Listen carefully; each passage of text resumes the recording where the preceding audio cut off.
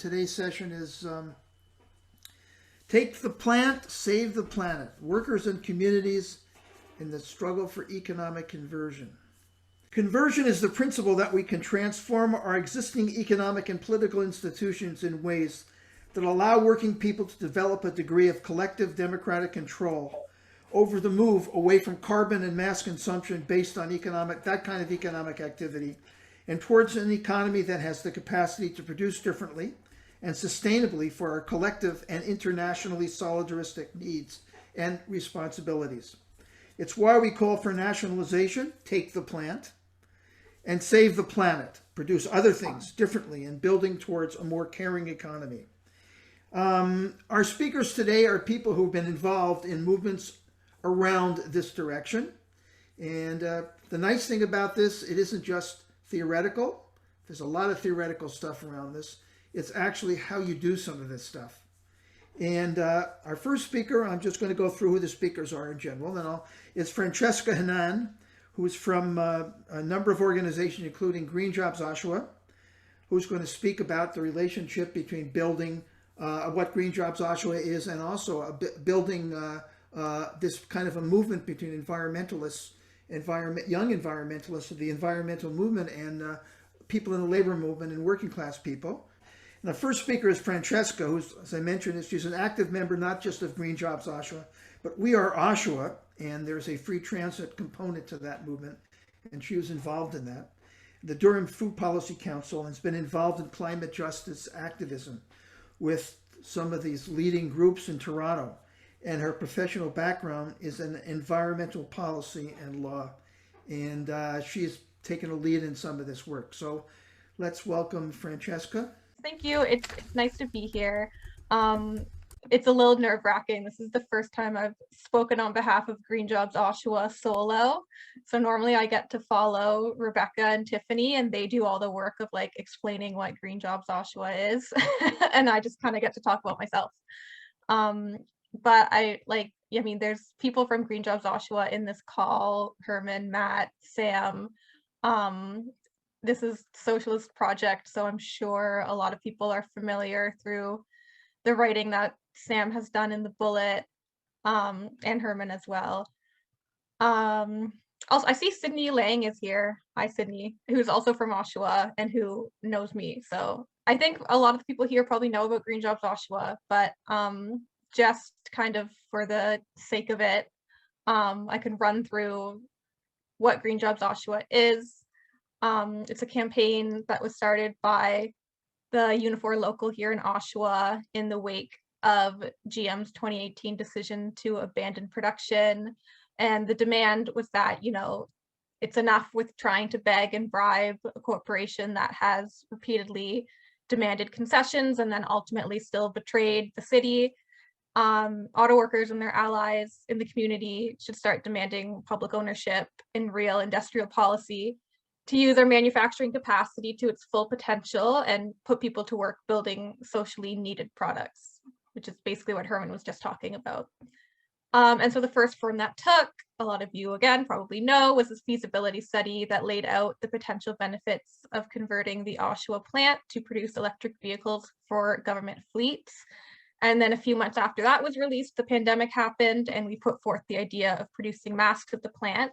And then when surgical mask production did begin, we joined the Canadian Federation of Nurses Unions and Ontario Coalition of Hospital Unions in pushing for production of N95s, while also trying to bring more attention to just how insufficient the levels of PPE available to healthcare workers have been throughout the pandemic.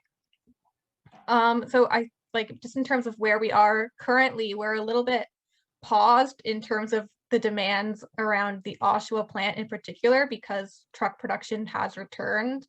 Although, our members have been part of the conversation of pointing out some of the, shortcomings when it comes to putting all of our hope in that announcement of new production. But we're kind of shifting focus for the time being to developing this broader movement for conversion. And so there's kind of two projects there. One is reaching out to labor councils and trying to encourage people to start conversion committees in their own communities and start their own projects kind of similar to Green Jobs Oshawa, and then the outreach to the environmental justice, climate justice movement, which is kind of more where I fit in as somebody who was like very involved in that movement, has connections there, and not as involved in the labor movement previously.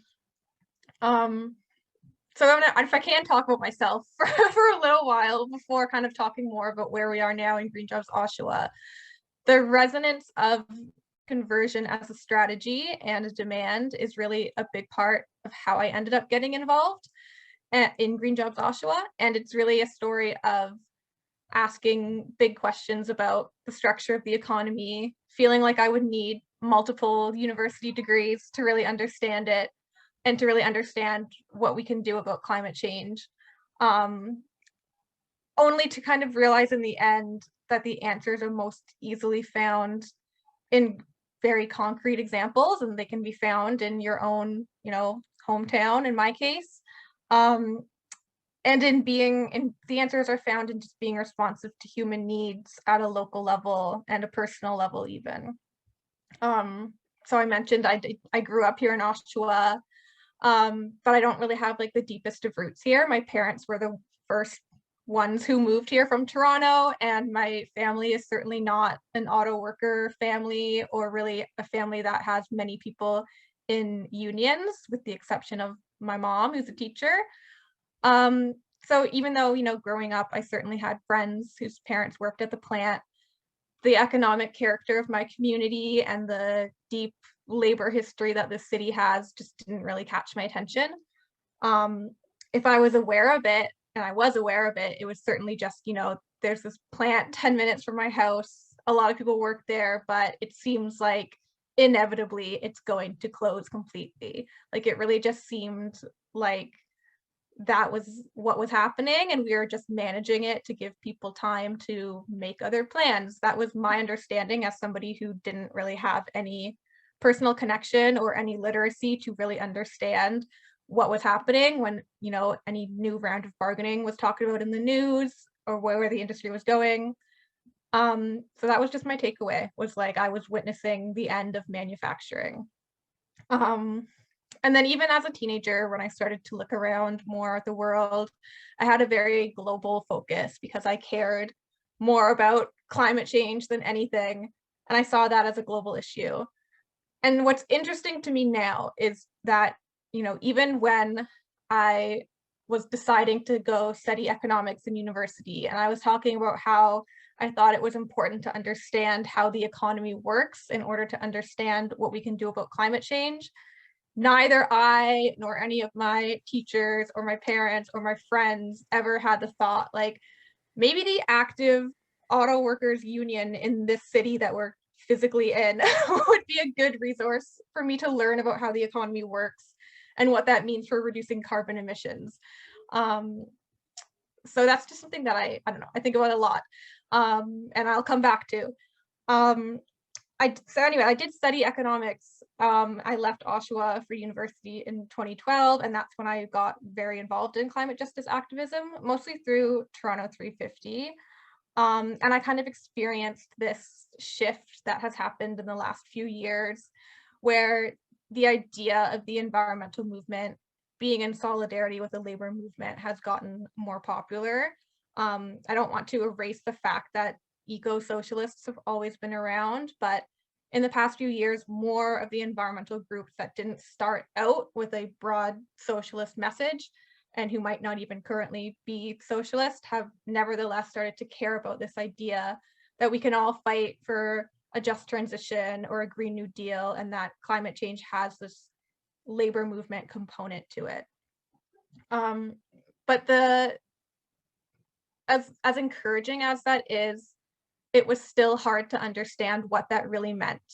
And even as recently as last week, I was talking to friends who are still involved in the environmental movement, or who were in the past, kind of leading up to some work that we're trying to do with Green Jobs Oshawa around having like educationals for young environmentalists. And I was just kind of asking them, like, what would your questions be for labor leaders if we're talking about just transition or Green New Deal. And the biggest one was really like, what does it actually concretely mean? And I don't think it's the onus is fully on the labor movement to answer that, but like the environmental movement as well has been raising this idea, and I still think it's a little bit abstract.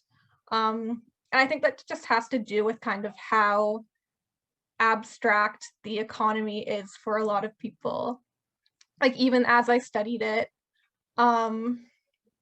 economics, like I felt like I understood economic theory, but didn't understand much about developments in the real economy. And I remember saying to one of my professors once that I felt like I still didn't really understand how the real world worked. And he was like, well, it's that we're not in the business of teaching you that. That's not what we're doing here, which was, you know, kind of discouraging. And I don't want to like make this into too much of a speech about my whole personal history, but when I was thinking about like what drew me to Green Jobs Oshawa, I kind of remember how inspired I was when I finally got to take a course in classical economics and, you know, in my geography courses as well, actually getting exposed to political economy and, you know, reading people who talked about economics not only in terms of math or theory, but who used a lot of examples of things that happened in their own time and like explained their ideas in terms of concrete examples, and really philosophized about, you know, why this happened. So I really like maintained this desire to understand the real economy more, and that was part of what made me start paying a lot more attention to Oshawa. And I became very interested in how economically important this city is, not just because of auto manufacturing, but really holistically, it's this concentration of people, infrastructure, transport, geography, higher education, skills training, services like healthcare. And so when the closure was announced in 2018, I wasn't in Oshawa at the time. I was living on the West Coast, but I was really finally paying attention. And I wanted to understand what was happening. First of all, was it really inevitable? Like that feeling that I had growing up that like, yeah, of course the plant is going to close one day. Like, was that really warranted or grounded in any real economics? And what did this mean for the future of Oshawa?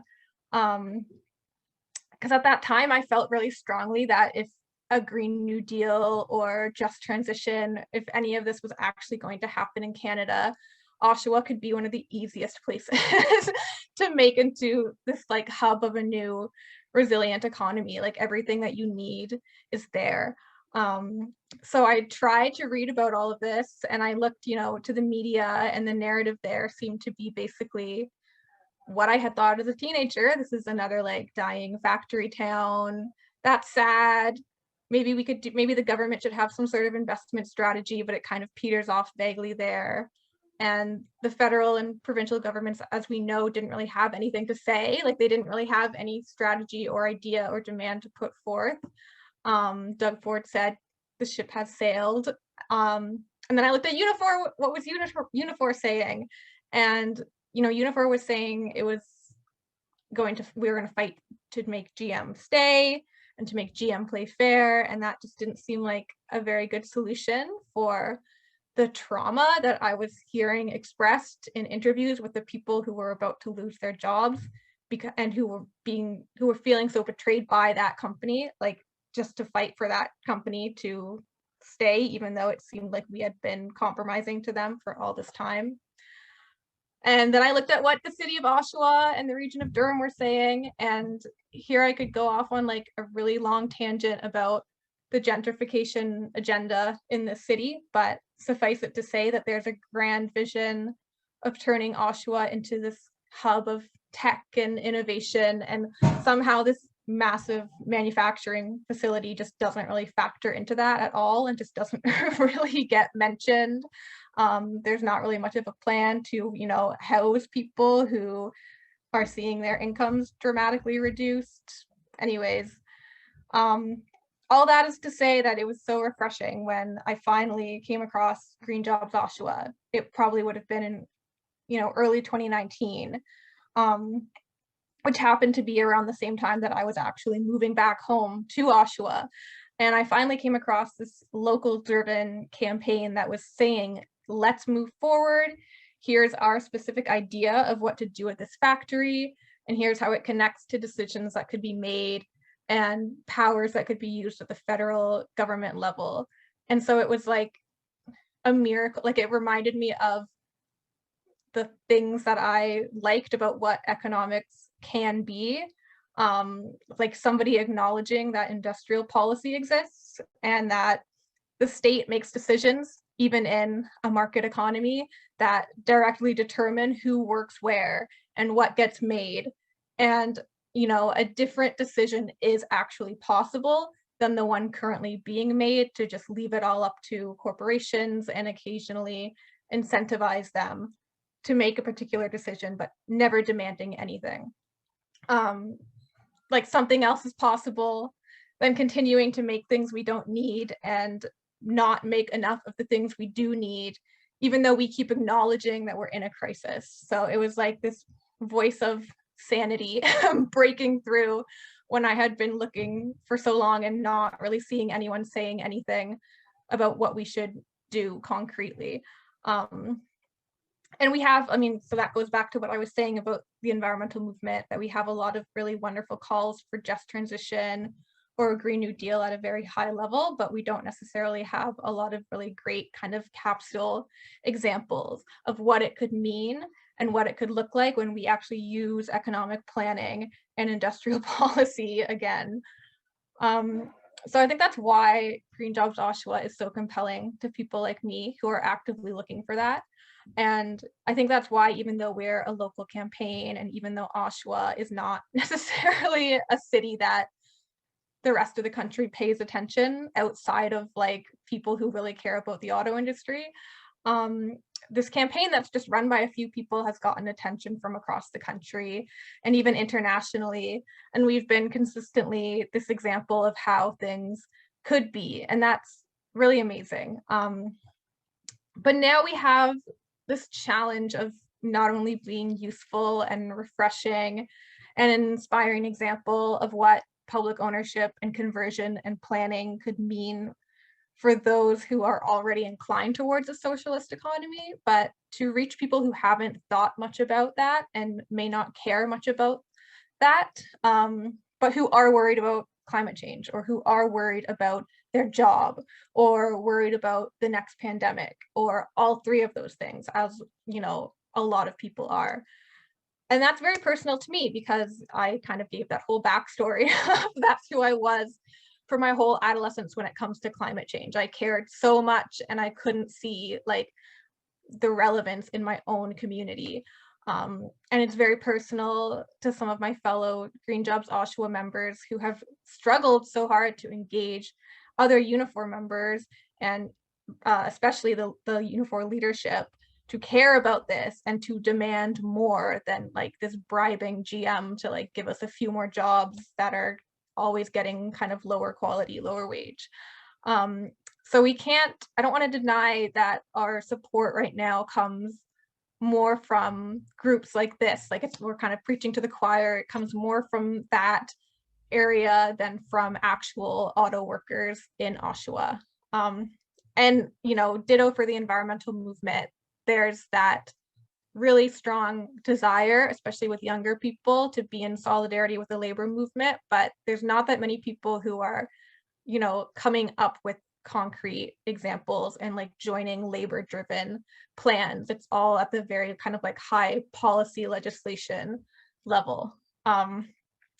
So that's kind of the challenge that we face, and I guess it's very appropriate that I would kind of bring that. I would talk all about how inspiring Green Jobs Oshawa is and then bring that up at the end, because I've kind of been realizing lately that I, as somebody who comes from outside the labor movement, I've kind of had rose-colored glasses to an extent, especially as an environmentalist. Like, if there are fellow environmentalists here, I hope I'm not going to offend you by saying that like we're always losing. Like, the environmental movement history is not as radical as the labor movement history, and we've certainly had like moments where we had some cachet and won something, but it was often something that the ruling class was like pretty really willing to concede anyway. And we've been, you know, trying to mitigate climate change for 40 years and more and haven't gotten there. So I feel like the environmental movement does have a lot to learn from the labor movement about like where power comes from and how to build it. But it's possible that I have not paid enough attention to how that has been weakened in the labor movement itself, like how much of that the labor movement itself needs to relearn. And that's something that I'm learning from my fellow Green Jobs Oshawa members. Like how much work has to be done within the labor movement itself before we can even dream of winning enough power to realize these demands we have around conversion. So I think that kind of tells you why our two projects are the conversion committees, which are, you know, going out to labor councils and trying to revitalize that tradition in the labor movement of strong political advocacy, and then outreach to environmentalists, trying to build a real working relationship or inspire people to go out and build that in their own communities so that the labor and environmentalists are working together and not just kind of like saying that we're in solidarity. So it goes both ways. We want unions to not only say that they care about climate change, but follow through on that. And we want environmentalists to not only say they care about workers, but to follow through on that. And it's relatively unprecedented given kind of like the tensions that have existed in the past. And, you know, I vaguely alluded to the environmental movement's problematic history and semi-elitist history. So there's lots of work to be done. And I think I'm going to start rambling at this point, but basically that is the work that we're trying to do. And I'm really happy to be a part of it.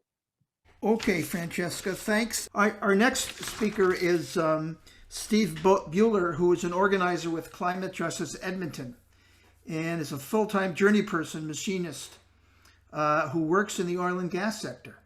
And the challenge of actually saying things about that and building some kind of way of just transition and conversion out of this sector, which is so embedded in the country, but in particular in the place where Stephen comes from.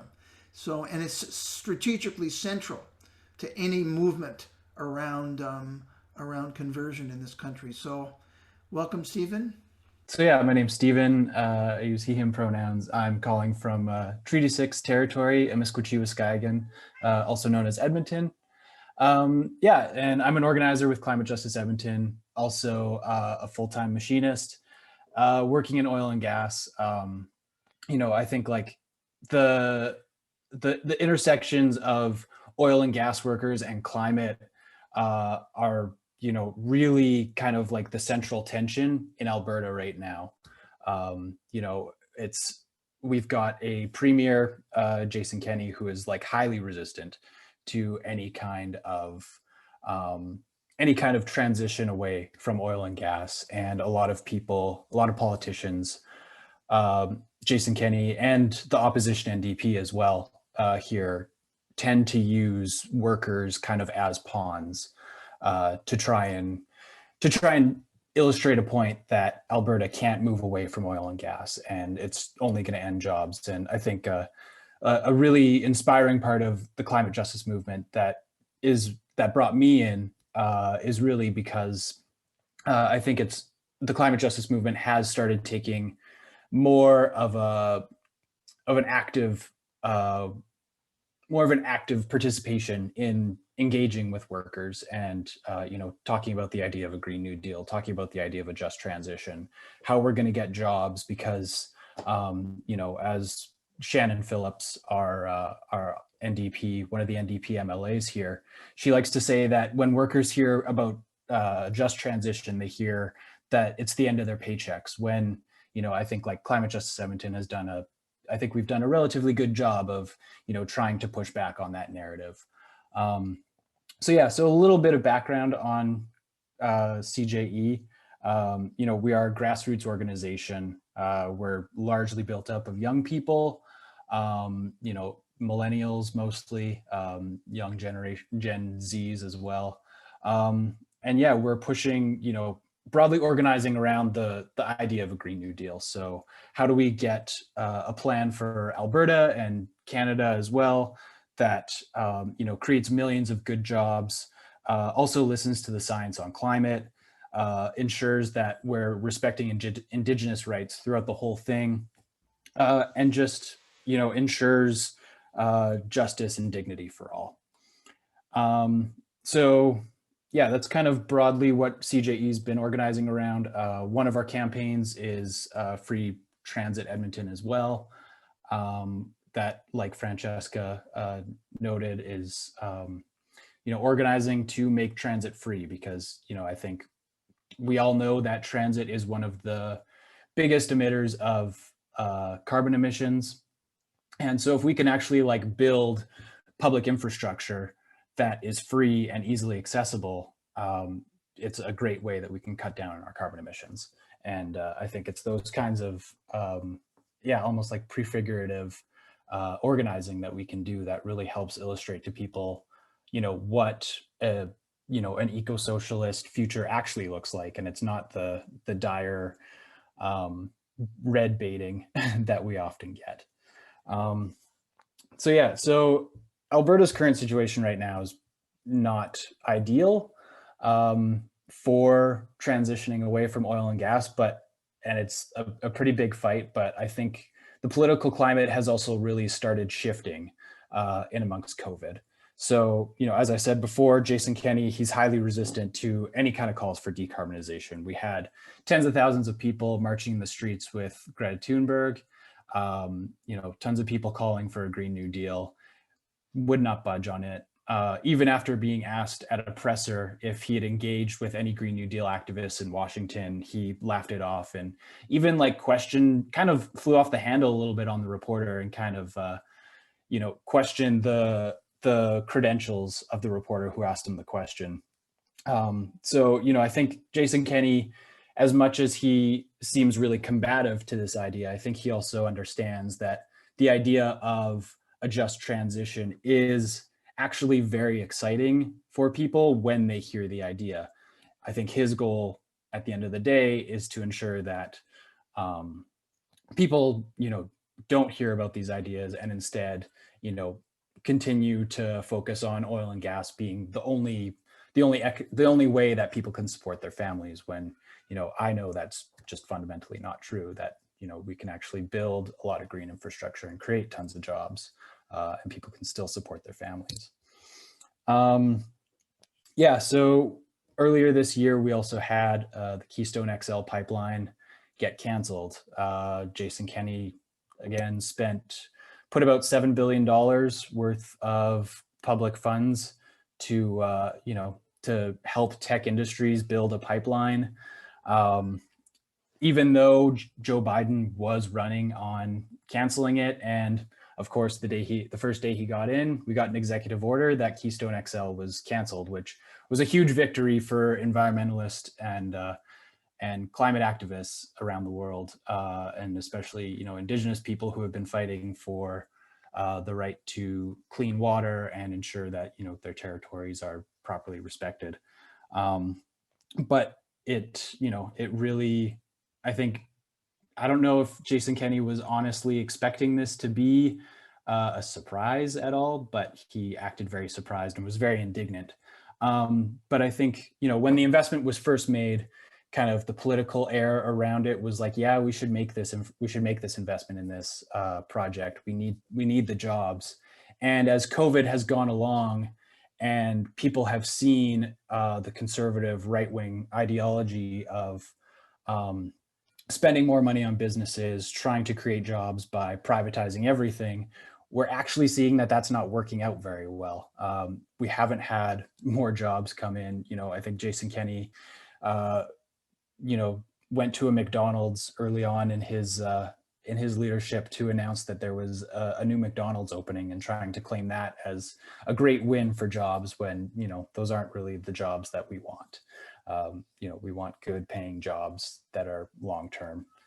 And so, I think a lot of people in Alberta have really, started to feel that like this investment into private oil and gas industries really isn't the good way to spend money that I think he thinks it is. And also in the middle of fossil fuel country here in Alberta, we've kind of had this huge shift as well in how we talk about coal. So recently, there was a 1976 coal policy that was put in by Peter Lougheed, and broadly speaking, it was to help protect the eastern slopes in the Rockies, and it stopped most open pit mining in the area.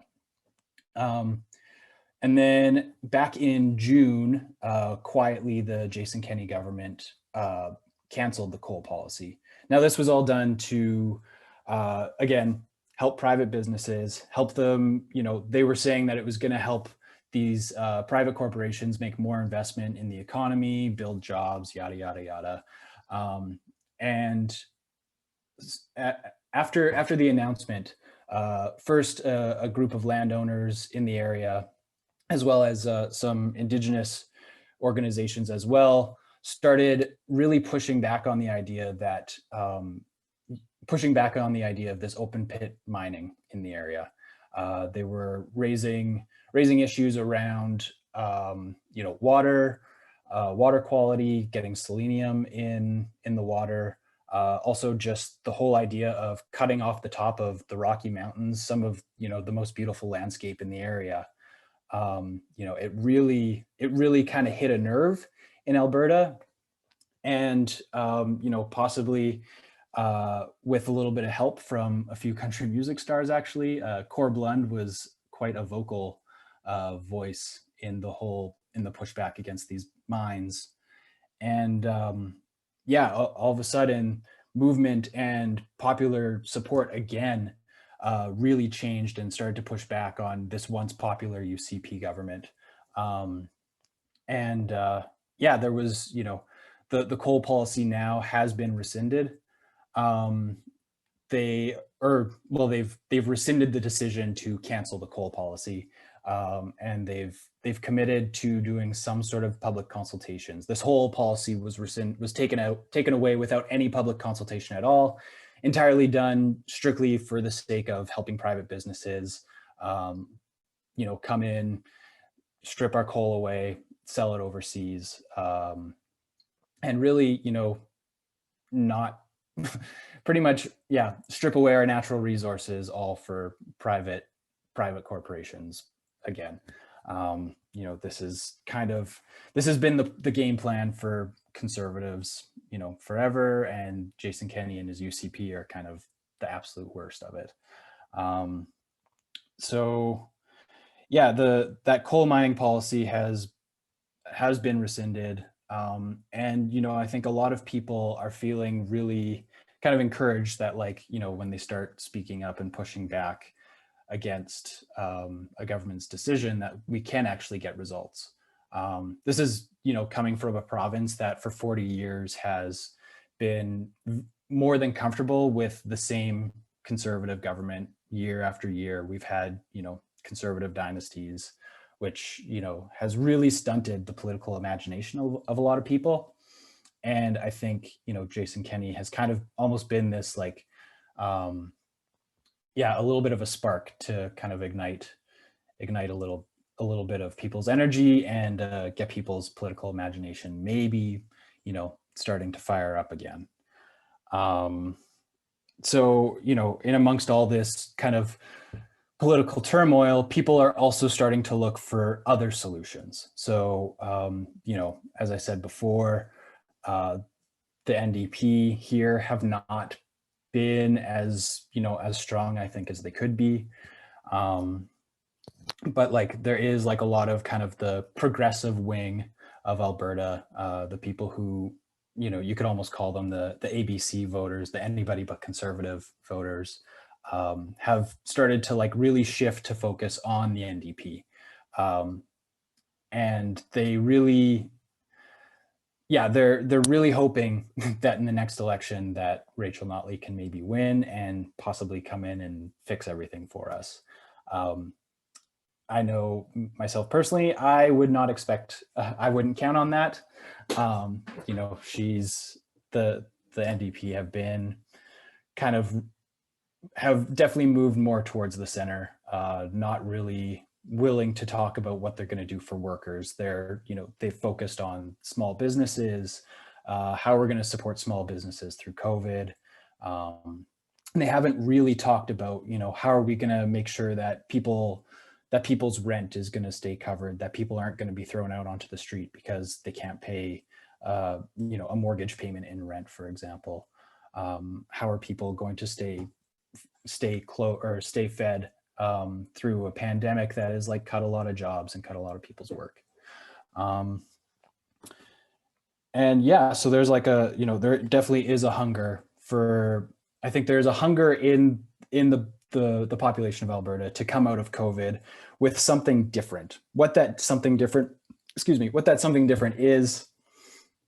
is definitely tough for people to pin down right now, but I think like the political possibilities have shifted in Alberta.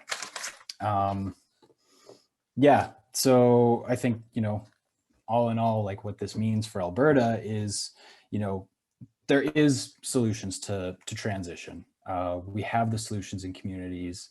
You know, back in 2019, when we could all gather together, Climate Justice Edmonton held a huge town hall where we packed a town hall at capacity and had people outside talking about what they would love to see in a Green New Deal, how we can, you know, transition workers away from the constant boom and bust of oil and gas and get them into something that's, you know, more sustainable, that actually helps create a future that is livable, where, you know, we're not dealing with constant climate fueled fires, you know, these really wild temperature fluctuations, as you know, as we've seen in Texas, and, you know, just a couple weeks ago where it hit -40. You know, this is kind of the enemy that we're trying to hold back at the end of the day, is a livable future. We want a clean, or we want a good, sustainable future that, you know, isn't, where we can actually go outside and we can actually, you know, survive. Yeah, so, you know, the solution to a transition is definitely not going to come from political leaders. We, the public, really do need to start pushing back on the narrative that oil and gas is the only option that we have here. And I think, you know, people are ready for it.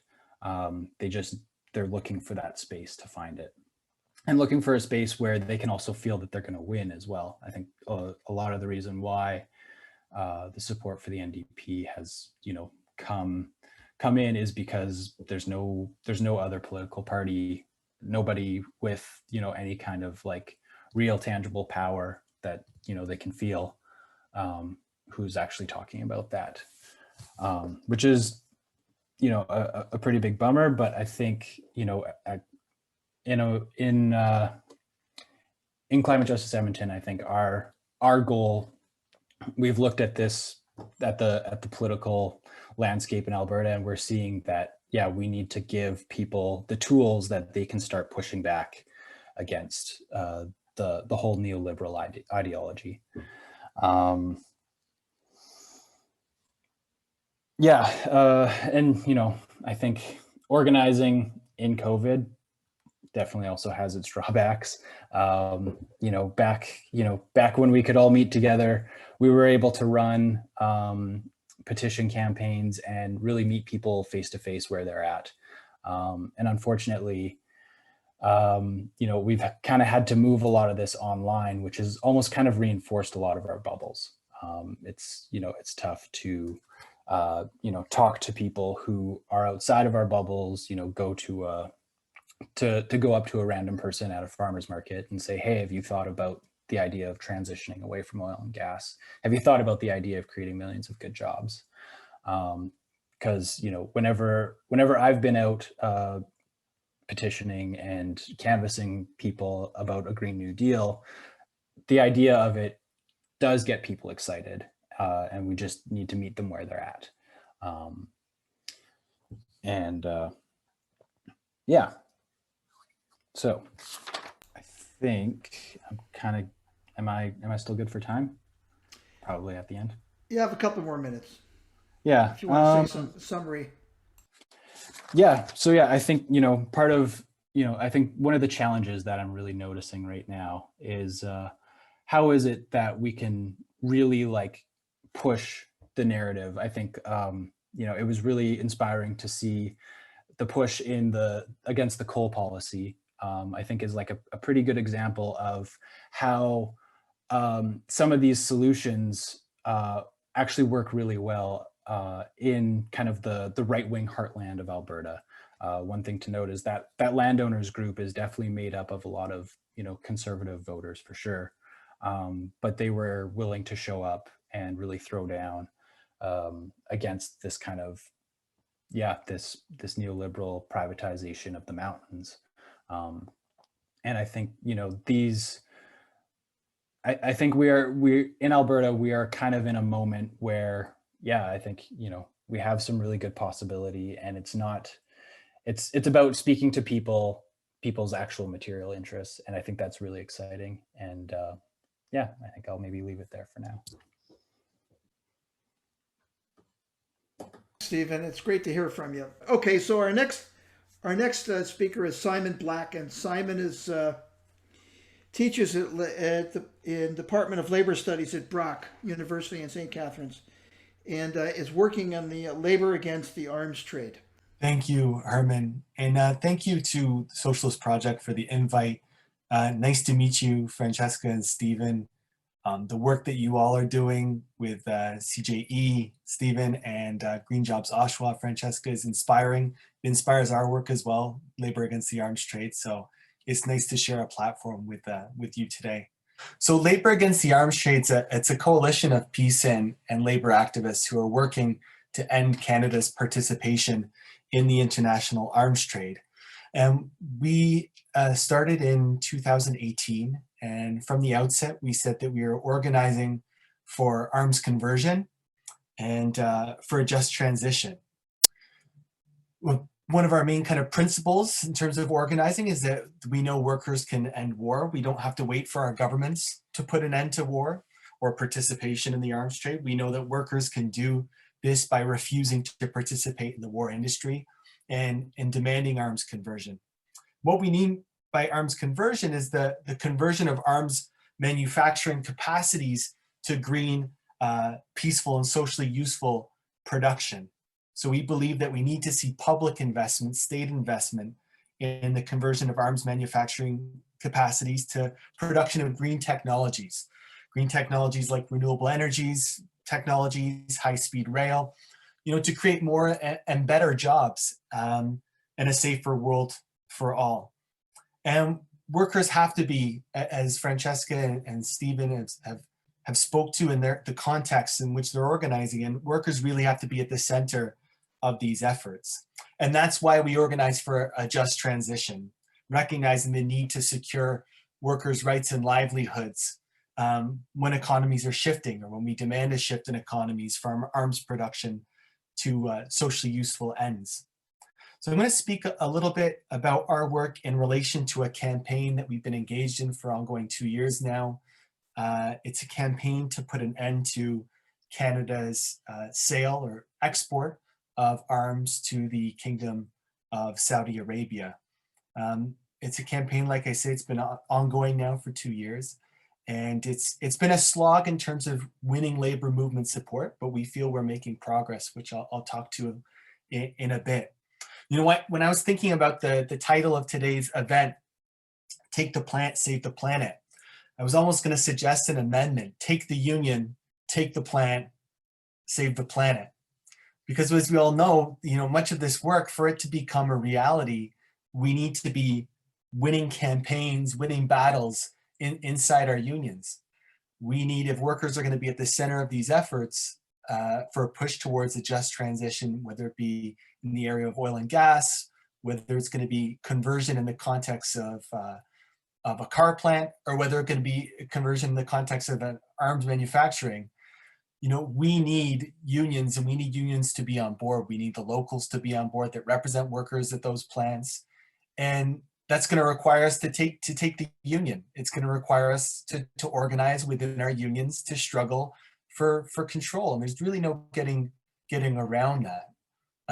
We can appeal to current leaderships, but we know we all do this in our organizing. We do appeal to the leadership of various unions, and we try to make inroads in that way. Canada is one of the largest exporters of arms to Saudi Arabia.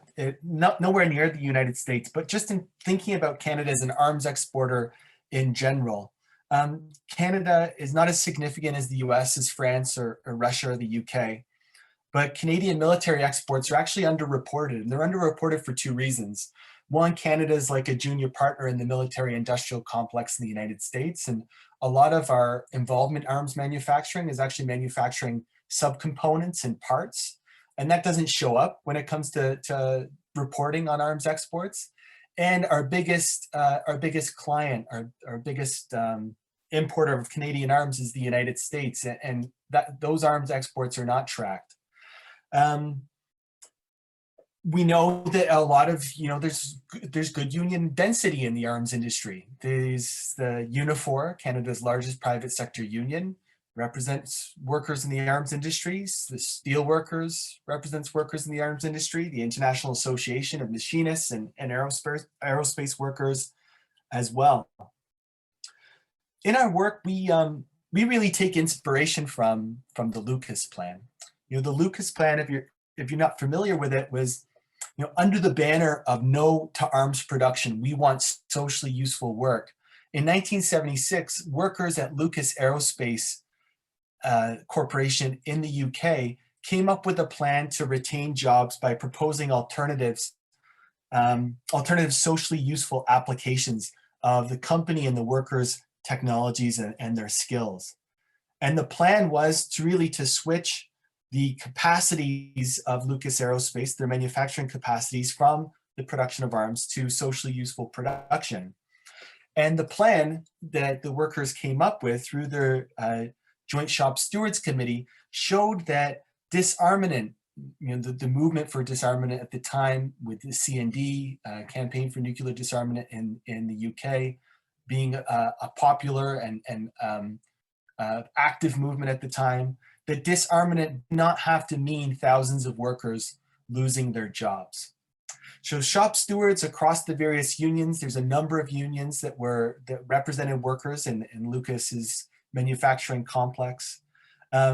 Shop stewards from across the unions coordinated a process in which workers and the local community came up with various ideas and technologies and proposed markets and products for a shift to socially useful production. And what they came up with in the end was a 50-page corporate plan. Again, this is the workers doing this from the bottom up through their unions and through the Shop Stewards Committee, the Joint Shop Stewards Committee. They came up with a five detailed technical sections in this plan, 50-page corporate plan, but 200 pages in length in terms of the technical sections. And they said, with this plan, the objection was really, or the objective, was twofold: to protect union members' right to decent work in the context of a recession, growing economic crisis. We're talking mid to late 70s in the UK. The specter of layoffs and the offshoring of work, which was being proposed by Lucas, and to ensure that among the range of alternatives proposed were going to be socially useful to the community at large. And so this combined Shop Stewards Committee, which came up with the Lucas Plan, or at least drove the consultations with the rank and file, met with the Secretary of State of Industry at the time in 1974, which was Tony Benn, someone who will be near and dear to the heart of folks involved in the socialist project. Tony Benn being one of the leading socialists within the Labour Party at the time. There was a Labour government from 1974 to 79 in the UK, and working with Ben and working with the workers, with the rank and file, they actually came up with 150 alternative products that applied the skills of the workers at Lucas Aerospace and the technologies that were already in the plant. So developed from the shop floor 150 different applications, alternative products.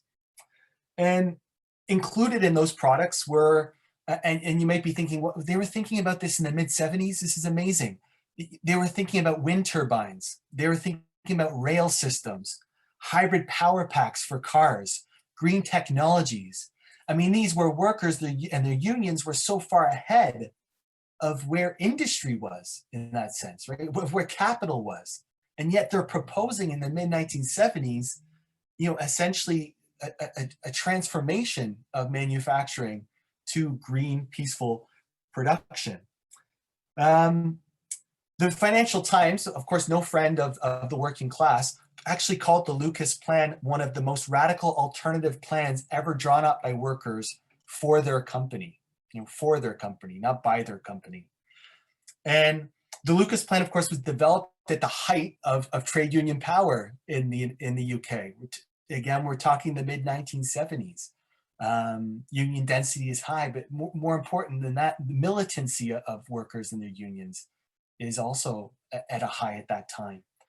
And I mention that because, the sad end to this story about the Lucas Plan is that it wasn't enacted. I mean, the corporation, Lucas Aerospace, fought this proposal bitterly. And then, when it came to the support of government and support of state, we saw in 1979, the election of Margaret Thatcher, and everything gets fucked then, right? So there was a moment there in which workers and the unions could work with the Labour Party to come up with alternatives to propose. But in the end, the biggest barrier was private capital, was the corporation not wanting to see this transition, which again raises the question of as Herman said off the top, of socializing manufacturing capacities, of socializing plants, of nationalizing industry.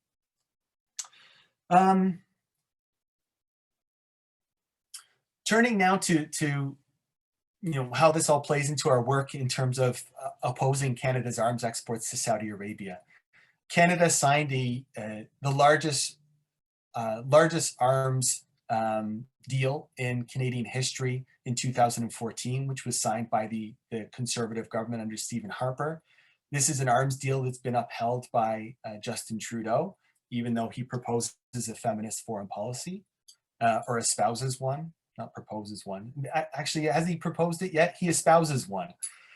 It is the sale of $15 billion worth of light armored vehicles. These are something between, you can see them pictured in the slide there, the LAV-3, which are manufactured by General Dynamics Land Systems Canada, which is a subsidiary of General Dynamics, which is a big weapons manufacturer based in the United States. And it said that this contract, this $15 billion arms deal, supports General Dynamics is based in London, supports 3,000 jobs, hundreds of jobs at the plant in London, and then thousands of jobs in terms of suppliers. The plant, of course, is, if you didn't know this already, is the workers there are represented by Unifor, Canada's largest private sector union, local 27. Saudi was actually Canada's largest non-US destination for military exports. And if those of you who are familiar with the war in Yemen will know that the actual devastating humanitarian impact of the Saudi-led intervention in Yemen that's ongoing now for 6 years. There are millions in Yemen on the brink of famine. There's over 200,000 people who have lost their lives in the conflict there. And it has continued despite the call by the United Nations for a peace, a ceasefire in the context of the global pandemic, the COVID-19 pandemic. this conflict is ongoing. There's been cases in which Saudi Air Force have dropped bombs on children's school buses, killing over 40 school children, injuring hundreds more.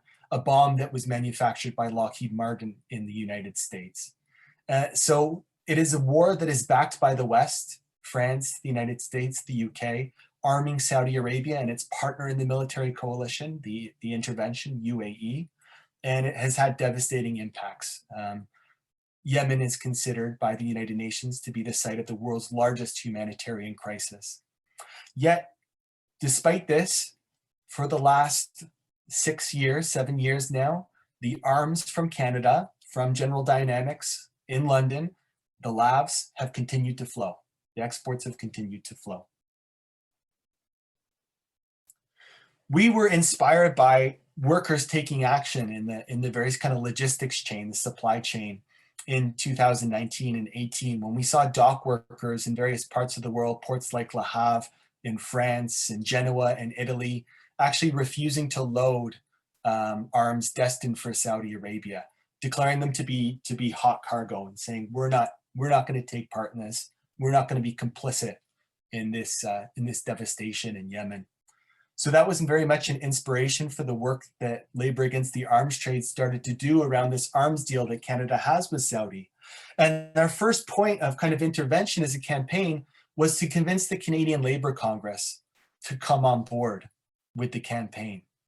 And that took about, I'm not gonna lie, it was a slog. It took about a year to convince the CLC by working with affiliates and doing online petitions and various ways that we apply pressure on the leadership of Hassan Youssef, the president of the CLC. Took about a year to convince the Canadian Labour Congress to make public its opposition to Canadian arms exports to Saudi Arabia. And of course, what's central in this effort in terms of convincing the CLC to oppose arms exports to Saudi was to ensure that our campaign had arms conversion and a just transition at its very center. We've been working with a broader coalition of organizations, Amnesty International, Oxfam, Project Plowshares, the disarmament organization, Women's International League for Peace and Freedom, a feminist peace movement, a peace organization. And what we've done with those organizations is said, if you want broader opposition to this arms deal from labor, you need to include in your set of demands, you need to include the demand for a just transition for arms industry workers to ensure that the workers at the plant, the Unifor workers at that plant in London, have their livelihoods protected and secured in the event that we win our goal of having these arms exports ended. So what we've been able to do in part of our coalition is to convince the likes of Amnesty International and Oxfam, which have never had a just transition or arms conversion on their agendas, we've been able to convince them that if we want to make this coalition stronger, if we want to include more unions, then we need to have a just transition at the center of our demands vis-a-vis the government. And so what we've seen in the various letters, we've had days of action, international or national, pan-Canadian days of action against arms exports. And we've sent 4 letters now, open letters to Prime Minister Trudeau, calling for an end to arms exports to Saudi. And in each of those letters, we have language saying that you need to work with the union, you need to work with Unifor to ensure that the workers' livelihoods at GDLS Canada are in fact protected. The thing is, when it comes to these arms exports, there's any point in which unions and workers could intervene. The logistics chain or the arms supply chain sees turrets, the cannons that are fixed onto these LAVs coming through the Port of Montreal, which is a QP port, being taken to General Dynamics in London by Teamsters and Unifor, rail workers. Of course, Unifor representing workers at that plant at General Dynamics. And then from that plant, the finished product, the LAV, is exported through the Port of St. John which is representative dock workers there, represented by the International Longshoremen's Association, or through the Port of Baltimore. Again, the International Longshoremen's Association represents dock workers there. And then it's taken, these labs are taken by the national Saudi shipping company, Bahari, to Saudi Arabia, where they're offloaded. The challenges we face in this work, the challenges we face in the fight for arms conversion and a just transition for arms industry workers. We are not talking about the 1970s, where labor is militant and on the offensive to defend, albeit to defend past gains, right? We are talking about a period in which the labor movement has been in retreat now for close to 40 years and has been fighting defensive battles. Arms industry workers in Canada, you wouldn't consider them precarious, but in any worker in manufacturing, the threat of precarity always hangs over their heads. London, you know, if you know anything about London, Ontario, I was down there in 2012. Herman will correct me if I'm wrong. 2012, in the fight to save the Caterpillar plant, and it has been it's been a city that's been hit hard by deindustrialization. It's understandable that workers at a place like General Dynamics and through the supply chain would be nervous about their jobs, would be nervous about a campaign that could affect their livelihoods. And of course, you know, when we talk about challenges, we need a shift from the idea that market shall rule. Like, you know, as Stephen said, we need a shift from neoliberalism. We need to be thinking about planning and production for social need and not for profit.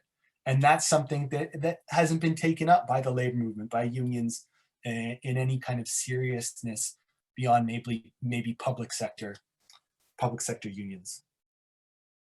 The opportunities that we have in terms of the global pandemic, you hate to think that such a devastating health crisis contains any opportunities. But when we think about some of the windows of opportunities that may have opened in this period, what we've seen in the UK government, Boris Johnson had a competition, opened a competition in which manufacturing firms could bid to produce much needed hospital ventilators. And there were a number of arms manufacturing firms in the UK which put their bids in and were able to convert, as workers already know, they're able to convert their capacities, their manufacturing capacities to produce hospital ventilators, and they were able to do it in the space of weeks. So we always hear, you know, we hear this in Oshawa, you know, we hear this in the prairies, we hear this in Alberta, we hear this when it comes to London and General Dynamics or the arms industry in general, that it's impossible to do, it would take too long, firms don't have the capacity to do this. And yet we've seen in COVID times, you know, the conversion of arms manufacturing to the production of ventilators in the UK. We're in a period in which austerity is going to be probably attempted to be rammed down our throats in the years to come, given the debts and the deficits the governments are chalking up now. And there's, you know, the idea of a green caring economy is increasingly popular.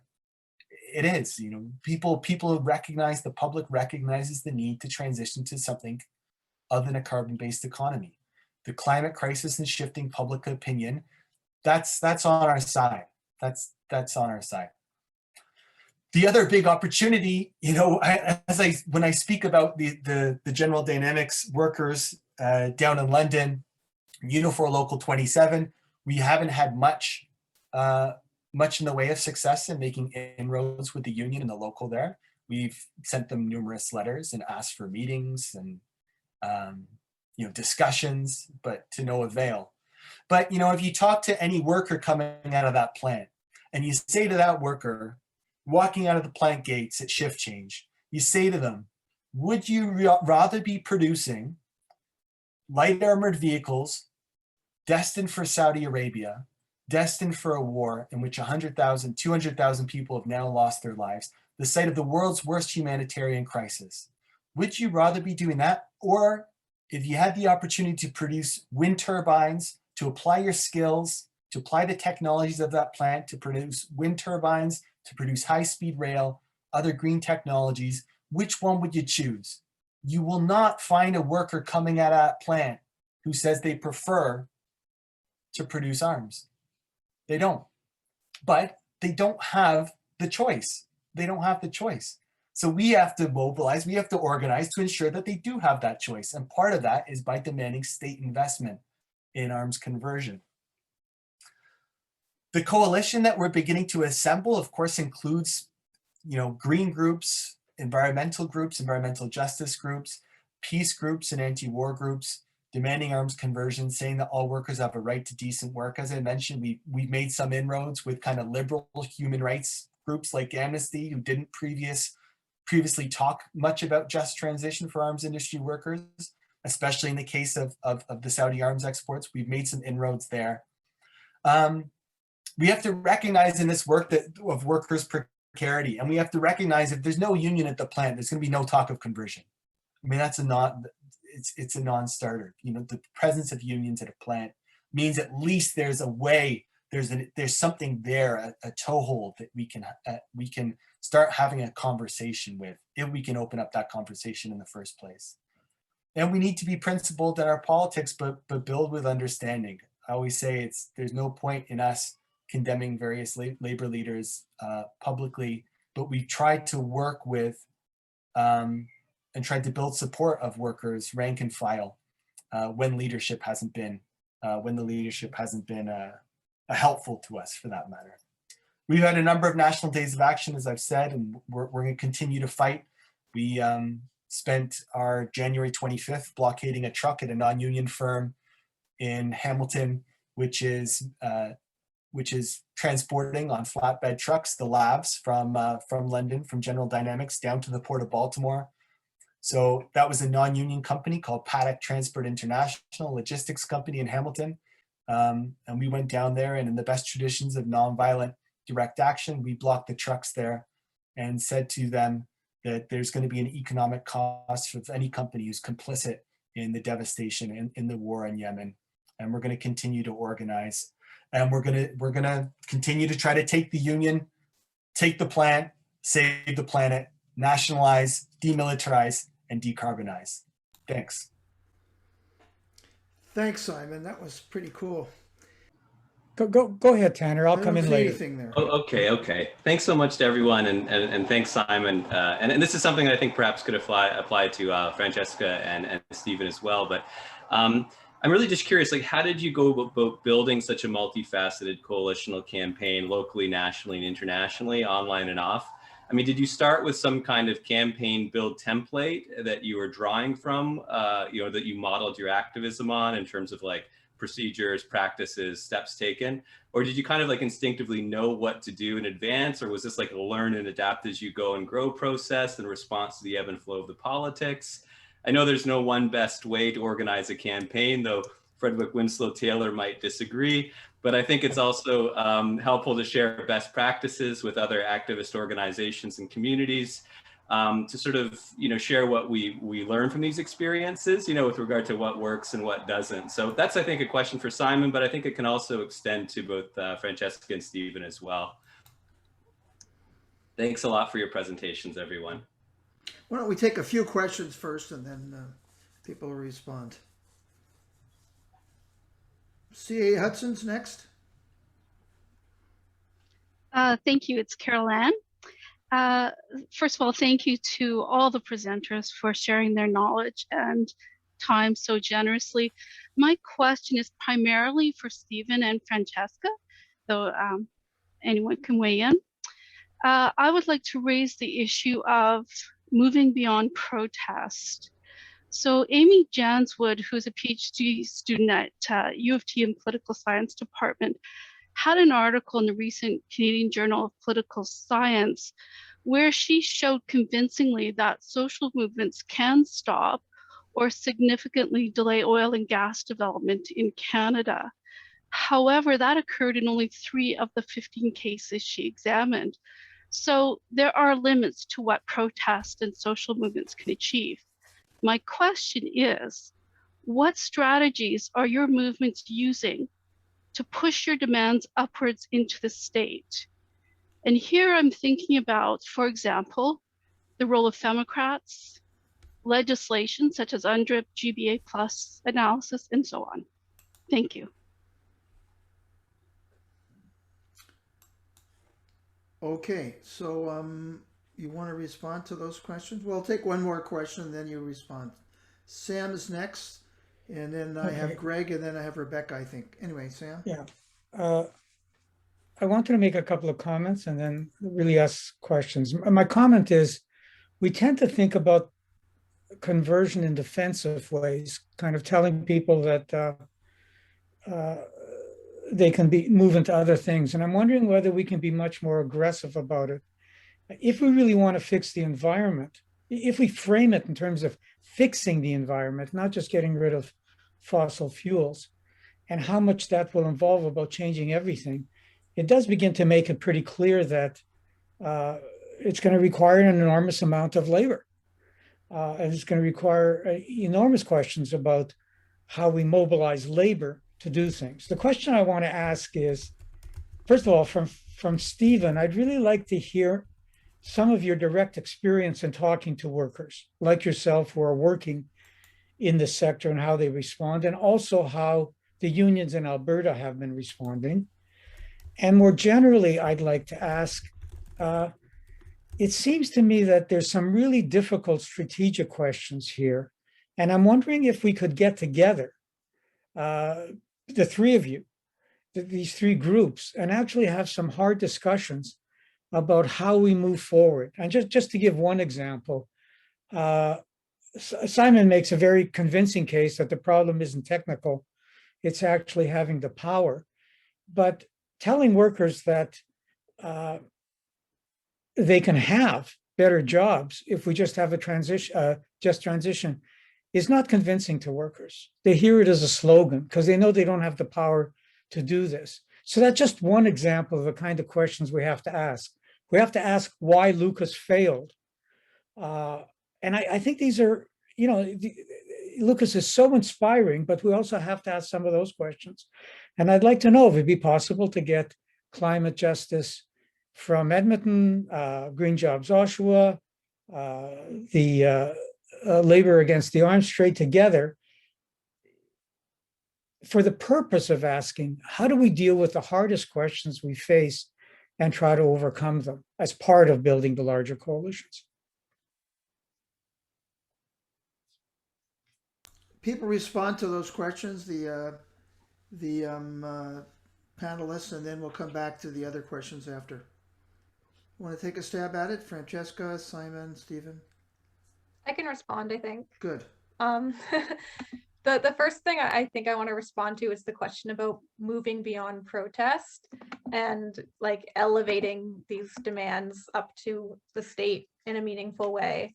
Because that was a big part of what made me start paying more attention to the labor movement and wanting to be involved, is learning about that issue of the limited effectiveness of protest. And I think we were talking about this in a Green Jobs Oshawa meeting a couple of weeks ago about, how influenced I was when I caught an interview with Jane McAlevey on a podcast talking about the difference between organizing and mobilizing.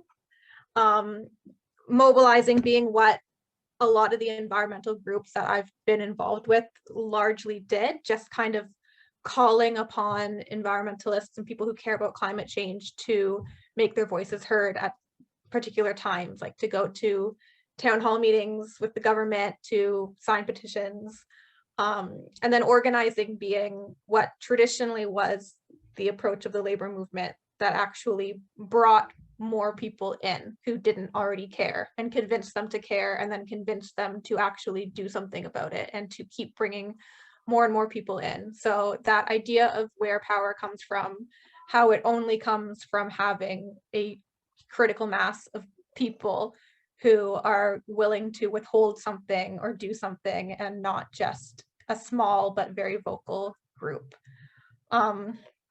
that's why I got involved in Green Jobs Oshawa. It's because, and We Are Oshawa as well.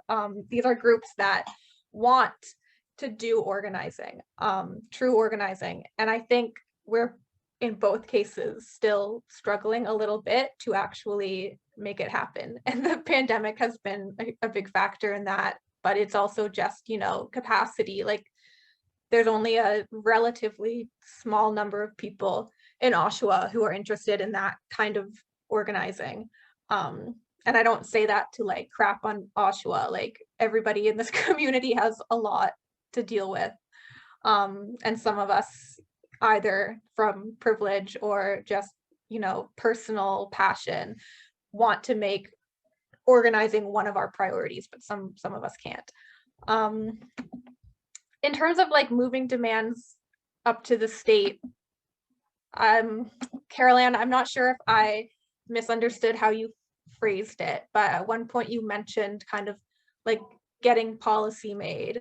And this is something I was thinking about yesterday. I was reading something that Sam sent out to our listserv, which was this pamphlet that CAW put out in 1992, I think, about the idea of a national transit policy. And I am somebody who like has studied and thought about a lot of things that there should be national policies for. Like I wrote a major paper on the development of Canada's national food policy, which we now have, and which was a long time coming since food insecurity is a huge issue in this country. Canada has a national water policy that I did a lot of research on that simply was never implemented and has existed for 50 years and not been used. And Canada is a country that doesn't actually have like homogeneous drinking water standards across the whole federation. So I think there should be a national transit policy. But what's funny, and what the national food policy is a good example of, is how if today CAW, or CAW doesn't exist anymore, if today Unifor said there should be a national transit policy and the Liberal government said, all right, we'll do it, I would immediately be distrusting and not expecting much, because we've kind of gone from this era where it was very trendy for governments to just deregulate and talk about how little they did, to this era where governments talk about how much they do and don't actually do anything, and are extremely skilled at creating policy and not implementing it, or creating policy that doesn't actually mean anything. So another thing that I find compelling about Green Jobs Oshawa is the fact that Green Jobs Oshawa is not asking the government to make policy. We are like putting forward an idea and created a feasibility study and are really advocating for workers to be engaged in the development and the planning of the future economy. Similar to what Simon was saying about how labor against the arms trade includes that demand as well. I think we should really stray away from just asking the government to pass laws or make policy, because they absolutely will find a way to make it ineffective. Just to give one more example, when I worked for the federal government, another one of my tasks was researching environmental rights, which was the big thing that the David Suzuki Foundation was pushing at the time. And, you know, they made it. They got to the state. They had meetings with bureaucrats on multiple occasions and put this real pressure on them to pass environmental rights legislation, or to put the right to a healthy environment in the Canadian Environmental Protection Act. And what I was tasked to do was to research, you know, how to draft that kind of legislation in a way that it would be the least useful to people actually wanting to bring claims against the government, which was very easy to do because liberal rights are pretty useless. Like we technically have a right to food in Canada recognized internationally. Increasing numbers of people are going hungry. We obviously don't have a right to housing, even though we technically have a right to life. So I could ramble about that, but the gist of it is, I was talking about kind of the work that needs to be done within the labor movement, and I think it has to do with really what Simon was saying about first we have to win the union. That's something that Rebecca talks about a lot, and everyone in Green Jobs Oshawa talks about a lot, is, you know, how far we have to go just within the union before we can even build enough power in Canadian society at large. But the goal is to build that power because we need the power to actually influence the implementation of policy and not just pass it off at the point where we're saying, make this policy, because the government will find a way to make it crappy. So I just talked for a long time, so I guess I'll let other people answer That's okay. other questions. So Stephen or Simon, do you have anything to comment on those? Actually, I wouldn't, yeah, I kind of wouldn't actually hate building on kind of what Francesca kind of laid out a little bit, that, yeah, you know, like protest, like definitely does like have its drawbacks, but I think it is also kind of worthwhile for us to be clear-eyed about like where, you know, kind of the public is at right now. I think like within CJE, we like to think of protest and demonstrations more as like flexing a muscle. And in Alberta, that muscle has not been flexed at all. In the history of Alberta, you know, like there would be the odd demonstration at the legislature, but it never really, we don't have that same kind of culture of protest here that you might see, say, in Montreal, where, you know, students will strike at the drop of a hat and, you know, do very radical politics, which is, you know, incredibly inspiring to see. And I think like right now, especially in Alberta, we are kind of, you know, we were before pre-COVID, we were definitely building towards that, you know, giving people, you know, the muscle and kind of the ability to think of like what they can do in, yes, and giving people the ability to think of like, you know, how they can, you know, start withholding their labor as the way to get, you know, broad social changes. And yeah, so I think, you know, in terms of protest, yeah, it's become like a learning experience for us. And yeah, in response to like Sam's question, my experience talking to workers, honestly, is actually surprisingly positive. Back when we were canvassing back in 2019 around a Green New Deal, often I would come into contact with electrical workers from Fort McMurray, or, you know, even some of the guys just in my shop, and just talking to them about how, you know, we need a plan that creates, you know, thousands of good jobs in a green economy. And that is just exciting to people. You know, Simon mentioned it too, that like, you know, talking to any kind of worker coming out of the plant, you know, they're, at the end of the day, the reason why they're there is for a paycheck. You know, I don't think anybody, and I think it's the exact same in the oil and gas industry. Nobody's there because they love pulling black things out of the earth and turning it and burning it for carbon emissions. They're there because the paycheck is good. They get to support their families. You know, they feel that their kids will, you know, have a future that they'll be able to support them through. And I think, you know, when we're talking about transition, we need to start talking about what do these jobs look like and how can we get people excited, and like how can we get people thinking about, you know, how these jobs can even be better than what they are right now. You know, currently in the oil and gas industry, it's not uncommon to go up north to Fort McMurray for weeks at a time, not seeing your family. You know, and like this leads to a lot of like social ills, like, you know, addictions and, you know, family problems, etc. So, yeah, I think, you know, like when we start talking about these ideas, people can see the possibility. Yeah, and I think that to me is like really powerful and like what gets me really excited about this kind of work every day. Just knowing that like when we talk about these solutions, people do get excited, and I've definitely seen that firsthand. Yeah. I think from Stephen and Francesca, we have a lot to learn in terms of how those conversations go. I agree with Sam. It's hard work. It's necessary work. But you know, those conversations need to be had. There's an example, not around arms conversion, that shows how difficult this can be, but part of the Saudi arms exports campaign. There was peace activists who assembled a picket line outside the Port of St. John in December 2018. Saudi ship, the Bahari, had come into the port of St. John. Labs were due to be loaded the next day. The peace activists set up a picket line outside the entrance of the port of St. John. And they had conversations with the workers, with the members of the International Longshoremen's Association, Local 273, who were coming to work that day.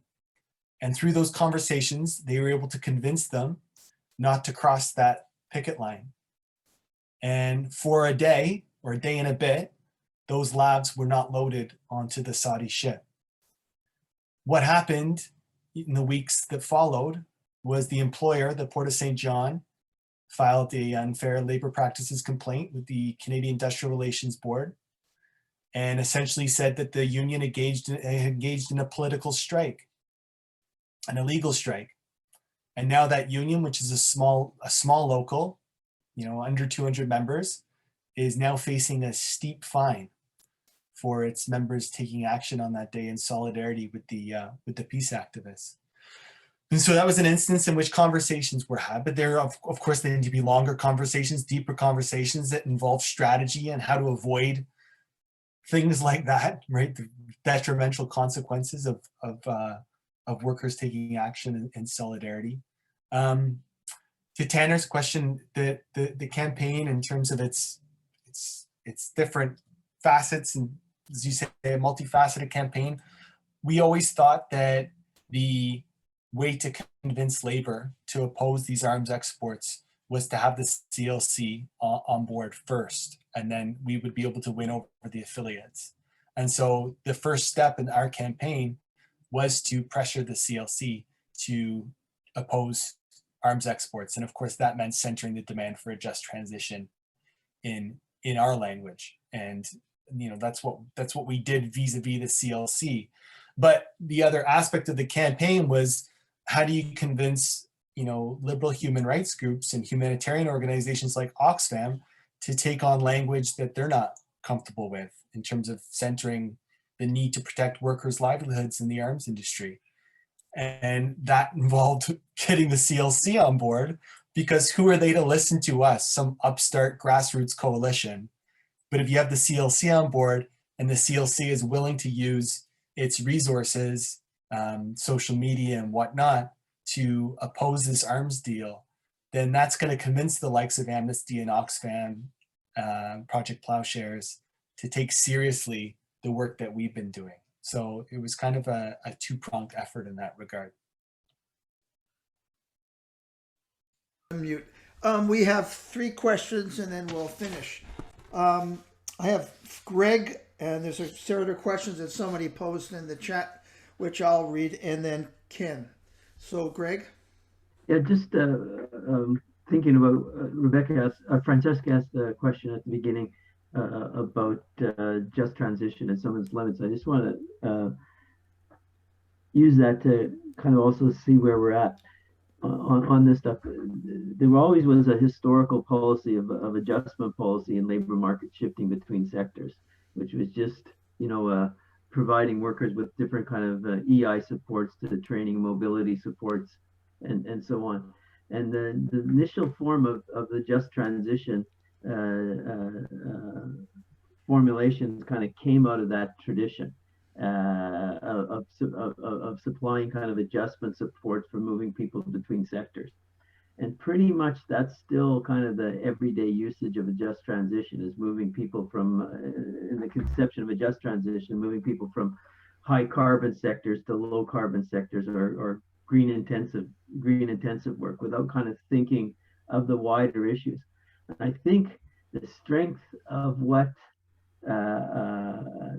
Green Jobs Oshawa or the fossil fuel campaigns that Stephen was talking about are also about kind of radicalizing what that conception is, of putting on the agenda that, it has to be related to some of the things that Simon was taking, socially responsible production, and so on and so forth, all those other kind of demands, collective claims over productive assets, community and worker involvement.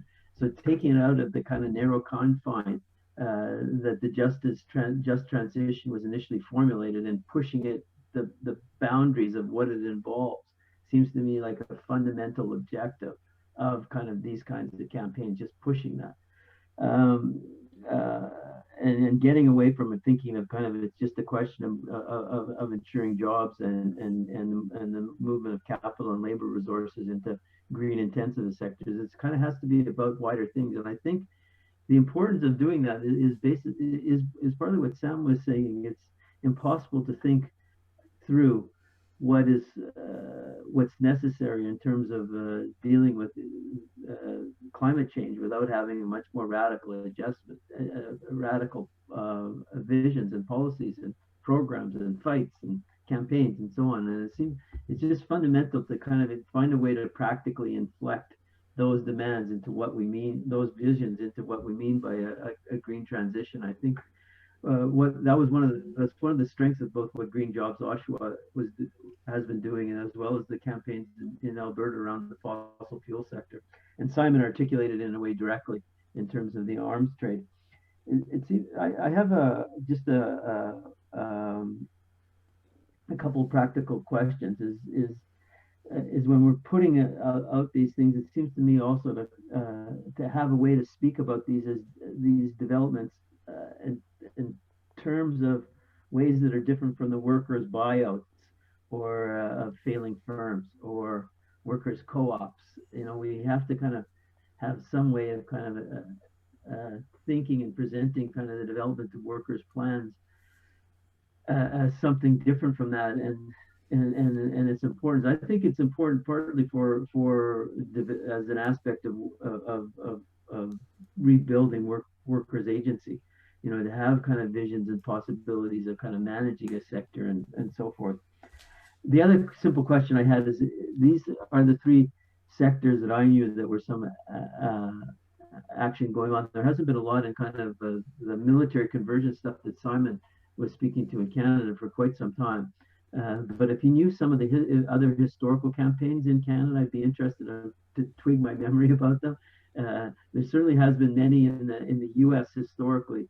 You know, with I can't think of his name, but that one guy who did always a lot of historical work around military conversion issues in the U.S. But it seems to me it's important. But are there other campaigns going on in other sectors in Canada that people know of? These are the three that kind of came to mind to us, and I was just curious if other people knew of other ones. Okay, so before we get to that, there's a question that was posed on the chat line. Could you please clarify what government's role in arms deal really is? Are private corporations making the deals and getting approval by government, or is there another process where they work together? It's a simple question, but we don't all know how that operates. And just to comment a bit about what Greg was saying, you might have noted a number of things written by Jim Stanford recently, and it's surprisingly, it's all about just waiting for for a normal transition rather than really engaging in transforming these sectors. So I have a question from Ken Rennie. Ken, you want to ask? Got to unmute yourself. You have to unmute yourself. We can't hear you.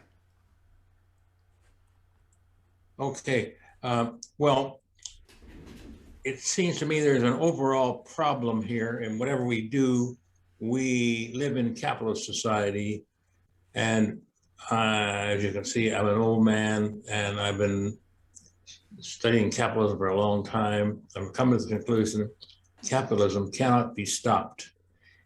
One of the reasons is that capitalism controls the media, and people are in the mass media. People are interested. I mean, their information comes largely from the mass media, of course. And I'm when I say it controls the mass media, I'm not excluding government and education and everything else. So I'm by the way, I may tell you that I am the leader of the Climate Change Party, and I think we're getting nowhere.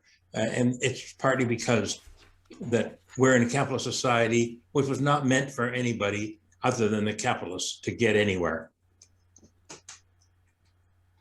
So what do we do about stopping capitalist society is what I'm saying.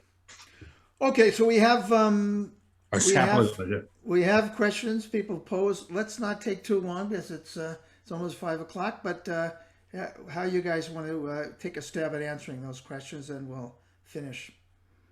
Who wants to go first? I know they're not easy questions. Answer the questions real quick. Or sorry, go ahead. Yeah, I'll just say I feel you, Ken. Even though I'm not an old man, I've been like obsessed with climate change since I was a child. So I definitely know the feeling of kind of being fatalist in a way. I don't want to accuse you of being fatalist, but I get what you're saying, that, you know, the timeline that we have to operate on versus the power and the hold that capitalism has on our society doesn't make one hopeful.